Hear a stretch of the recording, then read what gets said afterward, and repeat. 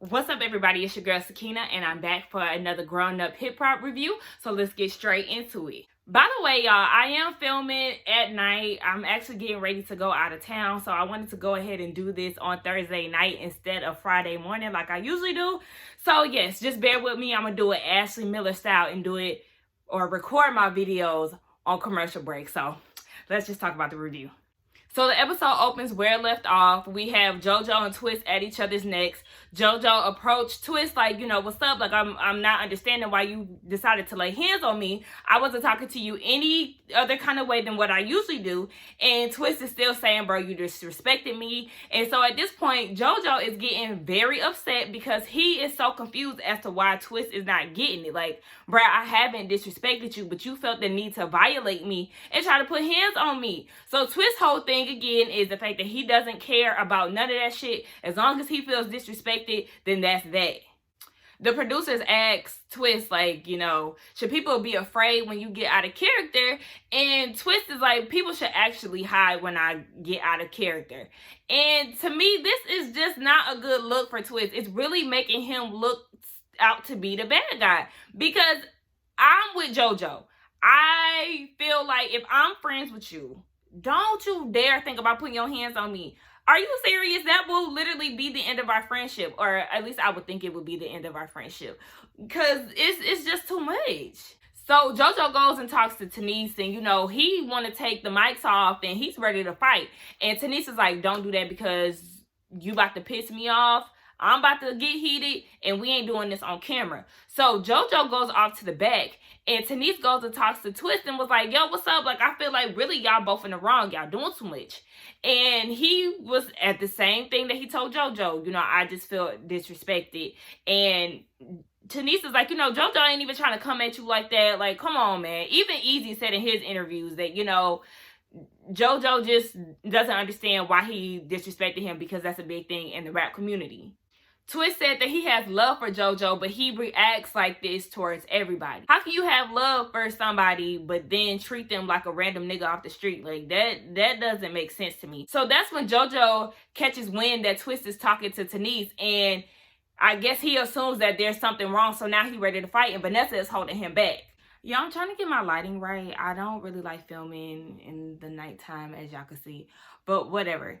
Anyway, so Vanessa is trying to hold JoJo back and she's getting pissed off, calling over the producers, and Angela wants Twist to leave. So Twist is taking off his mic and they're all outside, and then he goes off to the side to talk to Lil Easy. Brianna is all confused, so next thing you know, she's over to the side talking to Easy's wife, and she was like, who would have thought we was over here talking? Like, slow your roll because I still don't trust that girl.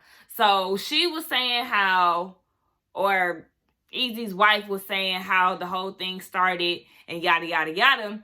So the Twist is over on the side and was saying like he still has love for JoJo.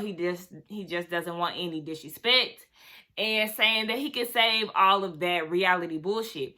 I don't know why people always try to downplay JoJo. I know his sisters were saying he has a bit of a temper and all of that, but it seems like they always try to downplay him. Anytime he tries to defend himself, they always feel like he's trying to play tough, or it's always something going on as far as like the reality show type of thing. And it's like, he can defend himself as a grown-ass man. Would you want him to be a little bitch? Like, no, y'all need to chill out and stop trying to downplay him. Let him stick up for himself, his sisters, and whoever the fuck he want to defend. So Boogie comes hella late, but he looked really good.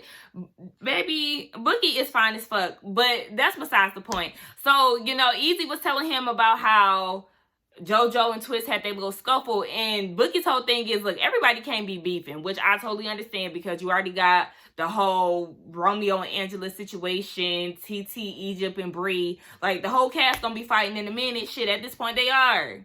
JoJo is still inside, and he's really pissed off at the fact that Tanise got involved in the situation. Angela was co-signing too, like, yeah, you shouldn't have been over there talking to him. But Tanise's whole thing is, I'm really trying to help the situation. Though she shouldn't have went over there because you never know what the turnout could have been. She was just saying that both of y'all was wrong, and JoJo has mad respect for you. He looks at you like a little brother. He always supports you. So you putting your hands on him like both of y'all was in the wrong. So at that point, they all decided to get the hell on. The event was done. And it looked like people was outside waiting because, you know, it was a pop-up shop. So I seen people outside waiting. I'm like, Angela, did you leave your own event early? Like, I'm not understanding. But you know how this whole filming thing go. They could have been there for hours. So we get a scene with Tyran and Sean. They're out going to the jewelry store. And Sean is saying how he has already been planning this whole ring situation. He's been in contact with the jeweler. He wants to get married to Titi despite her being pregnant. He had already been planning on doing this. So he's going to do it in a photo shoot. She has a photo shoot that's going on. And during that time, he's going to go ahead and propose. And he's also flying her mother in from Jamaica. He wants Tyran to keep it a secret from everybody and wants to wait until they announce it. Tyran already peeped game, like, you know, we did try to sabotage Egypt's wedding or proposal. So, you know, I understand why Sean would want to keep this on the low because Sam and Egypt might be jealous if they catch wind and try to do the same thing that Titi did. Because remember, Titi said she is not remorseful for trying to intervene in the whole proposal situation. So then we get this quick ass little scene with Bow Wow and Angela. You know, they was flirting. Angela keep throwing out the whole boyfriend word. Like, she keeps saying, you know, he asking me where I'm going because I'm dressed up. And it's like, I feel like you can't ask me that unless you my boyfriend. And it's like, girl, why you keep doing that? She did that thing twice. Like, girl, okay, is you feeling this nigga? You gonna get on the damn tour bus with him? Like, then he gonna sit there and say that, he's glad that he didn't go to her pop-up event because if he was there while the stalker was there, then he would have fought him. Bow Wow. You know damn well you was not about to fight nobody. But let me stop talking shit because I was just over here defending JoJo about him, you know, trying to protect himself. So I can't talk shit about Bow Wow, but shucks. Boy, stop playing. Okay. So the photo shoot that Sean was talking about was actually the promotional shoot for the season, for the show. And everybody is getting ready. The producers is making it known that JoJo and Twist need to stay separate from each other. Twist doesn't know how it's going to go because, you know, this is the full cast promo shoot. So he does have issues with JoJo and Sam. So he's really not really sure how it's going to go down. But JoJo and Sam get together and Sam is trying to be nosy and get the damn tea and was like, so I heard, you know, that you and Twist have been beefing. So what's up with that? And JoJo was like, I don't know. Like, I don't know. And I'm like, thank you. I'm glad that JoJo is keeping his mouth closed when it comes to that because, you know, Sam likes to run his mouth like a little bitch and he feeds off of that type of negative energy and drama. So I'm glad that JoJo was like, I ain't really trying to talk about that shit. I understand that JoJo ain't feeling Twist, but I respect him for not even going over there to gossip with Sam, little bitch ass. Then they showed Egypt doing her pictures and she's airboxing and all of this shit. And then Sam is like, yeah, me and Egypt dope, ain't we? No. Now I'm gonna give it to Egypt. Egypt is a beautiful girl. She's so pretty to me. But them as a couple, Sam with that bald ass head, ugh, look like a fucking Vienna sausage. Ugh. And he says that since Romeo was out the way, you know, this gives him and Egypt more time to shine, basically, and was saying that he would be interested in being on his own spinoff. Mind you, he said being on his own spinoff. Like, excuse me, you're on this show because of Egypt. How dare you even think that you're going to get your own spinoff? He is an opportunist. And Egypt doesn't see it, but I'm so tired of talking about him. He also said that he could see them doing that forever. But word is that Egypt quit the show. And obviously he quit it too. So, I mean, what, y'all going to come back? So Titi's doing interviews with production. And they're asking her, you know, what's going on, and she really wants to go back to the roots. Her, Tyran, Egypt, and Pep, you know, them having a good time as a family. They asked about Sam. She's like, who? That's right, sis. We don't talk about him. And then they asked her some questions about people associations and whatnot. We see in the back that the producers are trying to get them all together, the whole cast, and trying to bring them to a certain stage. I thought that they were going to try to get them on a different stage to, you know, kind of get them out the way for the proposal, but they was actually getting them together to come look at the proposal. And I was like, I'm not sure if she really wanted that, especially because she doesn't like Sam. And her mom pulled up too, or not really pulled up, but she flew in from Jamaica to see everything happen. And her whole thing is she wants to be there for Egypt despite the whole Sam situation because they want to be there for her no matter what. But Sam not Sam, but Sean comes and surprises her with some flowers, and he's talking about how he wants to spend the whole rest of his life with her. And she's looking around and she's looking at Sam, and she says she's creeped out because he's grinning at her. Like, exactly, out of all people, y'all should have just left him out of there, because you really don't fuck with him. Egypt in her confessionals is feeling some type of way because, of course, she was left out of the loop and had no idea that Titi was being proposed to until that moment. But what do you expect? She don't fuck with you like that on that type of level. That's what happens when you lose connections with people. They don't really tell you what they used to tell you back then when y'all were a bit closer. So Sean gets on his knee, you know, or did he get on his knee? I don't know, whatever. He opened the ring box and asked dude she want to marry him. And you could tell she was looking around. I don't know if they just doing that for suspense, but it does kind of look like she was thrown off and that she wasn't really sure that that's something that she wanted. Egypt even peeped that in her confessionals too. So I don't know. Like I said, I'm doing this commercial by commercial, so we're gonna see what happens with that. So Titi says yes, and I think she was just more so overwhelmed because she was around everybody and she didn't expect it. But she ends up saying yes, and her mom is in the background watching everything. Everybody starts to gather around her, and Sam says in his confessions that he likes to project happiness despite everything that has happened to him in Egypt. He wants to give off a positive vibe just so everybody won't have to experience the pain and the hurt that he's been through. Like, okay, whatever. You may feel some type of way because people don't like you, but at the same time, you like that shit because you feed off of their attention. To me, the proposal was a little lackluster. Now, like I said, I'm a Pisces. I like romantic shit, but I'm still hard. And it just did not do anything for me. I usually get very emotional when I see weddings, proposals, you know, anything pertaining to love that really connects with me, I'll cry. But watching theirs, it didn't do anything for me. I don't know if it was because the whole damn cast was circling around or what. It just wasn't intimate enough for me. It wasn't romantic. Like, the words that Sean was saying wasn't conveying to me. It wasn't hitting me in my heart. I don't know. I just wasn't feeling it. Titi is happy. It's an emerald cut diamond.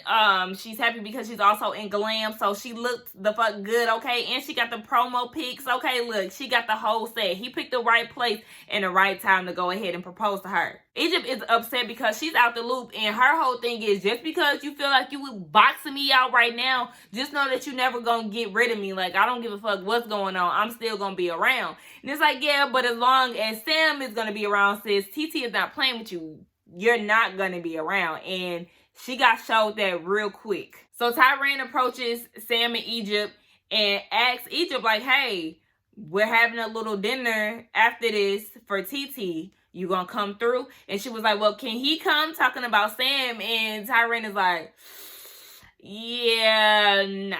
We just want you to come. And Egypt's whole thing is, you know, he would never go anywhere without me if I wasn't invited, so she doesn't want to go. And it's like, he probably would do some trash ass shit like that. I'm sorry. No. But really, Tyrone ain't trying to hear that shit. He like, yeah, Egypt, I hope that you can come. We'll see you later, okay? So they get to the family dinner after TT's proposal. And I was thinking, did y'all niggas eat? Because I didn't even see no plates or nothing. But TT's mom comes and surprises her. And that was a real tearjerker because I will be so excited. I love surprises, which is why I'm going to surprise my daddy tonight. He's going to be very excited. But I love pop-up surprises like that. So, of course, she gets emotional. And, you know, Sean starts to cry. I think it was really dope, the fact that he flew her mom out to the States to, you know, watch the proposal. Tyrone gets there and they decide to FaceTime Pep. They let her know that, of course, Titi is engaged, and she was shocked to see that her sister had been in the States. And she's upset at the fact that Sam in Egypt is not there and feels like Titi is still caught up on the whole situation. But, okay, you may feel like it's not a big deal, but it's a big deal to her. And it's a problem, the fact that you don't see that. But you're just as ditzy as your damn daughter, so what are we supposed to expect?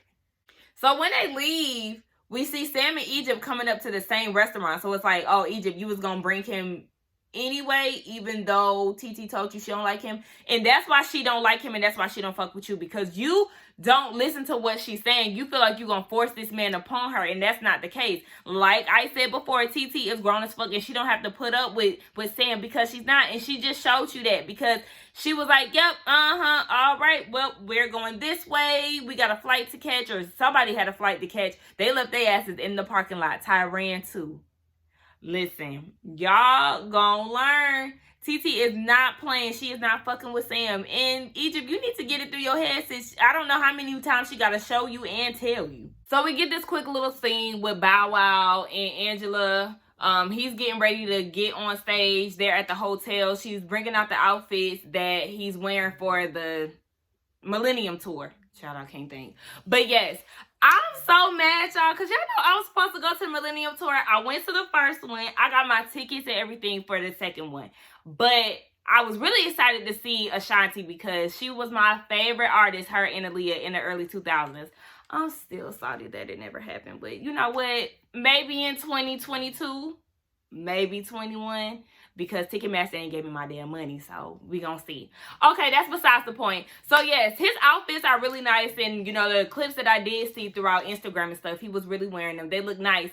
And they get back to the hotel from the concert, and of course they're doing all that flirting and whatnot, and they talk about their relationship. So to Angela, the friendship is more important than an actual relationship. You know, they have 20 years in the game, so she wants to maintain a friendship. But to me, I really feel like they feel each other, because she keep throwing out that word girlfriend, like, I can't be massaging your feet. That's like a girlfriend's thing. And then in the other scene, she kept saying, you know, you can't be asking me questions about where I'm going. That's a whole girlfriend situation.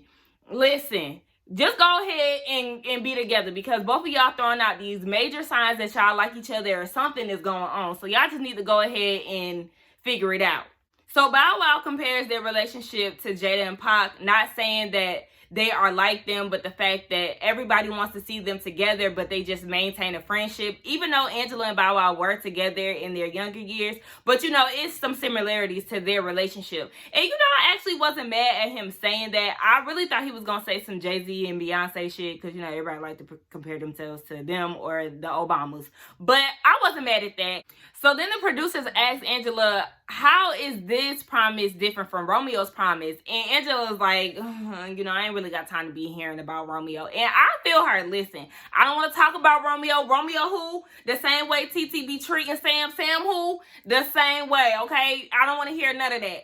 So she already knows the situation is totally different. They have a longer friendship. You know, it's more genuine than the friendship with Romeo. We already know Romeo was butthurt at the fact that he couldn't get down with her. And the moment that she turned him down for somebody else, he started showing his ass and dogging her, talking about she an Instagram model and she be acting all thirsty and all of this.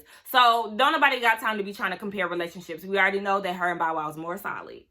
But yes, I feel like they need to go ahead and get together. But that was the end of the episode. All right, y'all. So I think the last half of the season, it was pretty good. You know, this episode was kind of boring, truth be told, because I didn't want to hear that much about Angela and Bow Wow. Y'all know I pretty much skim over their segments as it is. But it was okay. I hope that Twist and JoJo get their situation squared away and get back on the right path of friendship. Anybody else, I don't know. I really hope that Titi and Sean, they live happily ever after. But I'll see y'all next season for Grown Up Hip Hop. Don't forget to like, comment, and subscribe to my channel, and I will see you in the next. Bye!